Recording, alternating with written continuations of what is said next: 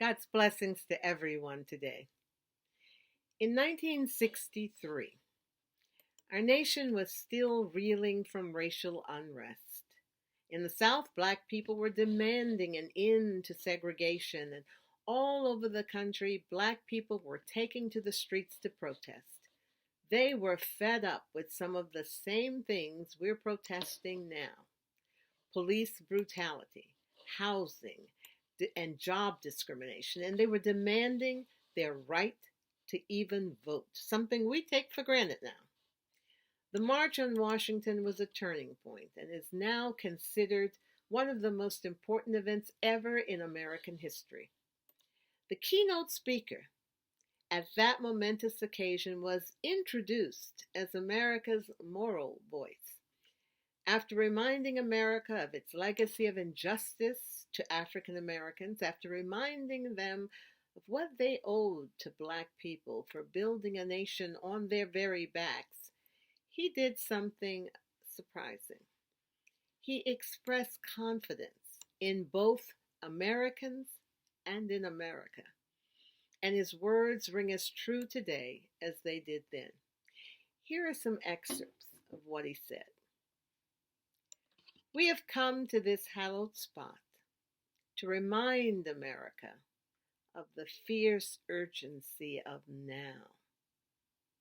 This is no time to engage in the luxury of cooling off or to take the tranquilizing drug of gradualism. Now, he said, is the time to make real the promises of democracy. Now is the time to rise from the dark and desolate valley of segregation to the sunlit path of racial justice. Now is the time to lift our nation from the quicksands of racial injustice to the solid rock of brotherhood. Now is the time to make justice a reality for all of God's children. It would be fatal for the nation to overlook the urgency of the moment. Now, Dr. King also spoke directly to his people with authority. These words are worth repeating right about now. In the process of gaining our rightful place, he said, we must not be guilty of wrongful deeds. Let us not seek to satisfy our thirst for freedom by drinking from the cup of bitterness and hatred. We must forever conduct our struggle on the high plane of dignity and discipline. We must not allow our creative protests to degenerate into physical violence. Again and again, we must rise to the majestic heights of meeting physical force with soul force. Later in this speech, he utters the words we know so well, words that have sustained the people in the decades since that historic march. I say to you today, my friends, so even though we face the difficulties of today and tomorrow, I still have a dream. It is a dream deeply rooted in the American dream. I have a dream that one day this nation will rise up and live out the true meaning of its creed. We hold these truths to be self-evident, that all men are created equal. I have a dream that one day on the red hills of Georgia, the sons of former slaves and the sons of former slave owners will be able to sit down together at the table of brotherhood. I have a dream that one day, even in the state of Mississippi, a state sweltering with the heat of injustice, sweltering with the heat of oppression, will be transformed into an oasis of freedom and justice. I have a dream that my 4 little children will one day live in a nation where they will not be judged by the color of their skin, but by the content of their character. As I reflect on the Reverend Dr. Martin Luther King's famous speech given from the Lincoln Memorial in the nation's capital, I can't help but compare that day to the day we witnessed last week. Back then, thousands of people, tens of thousands of people, many feeling aggrieved and yes, angry at injustice, sang, chanted, and marched peacefully through the nation's capital.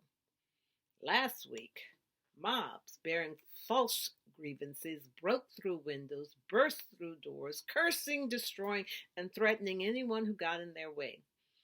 They were the very essence of the one we know who comes to rob, steal, kill, and destroy.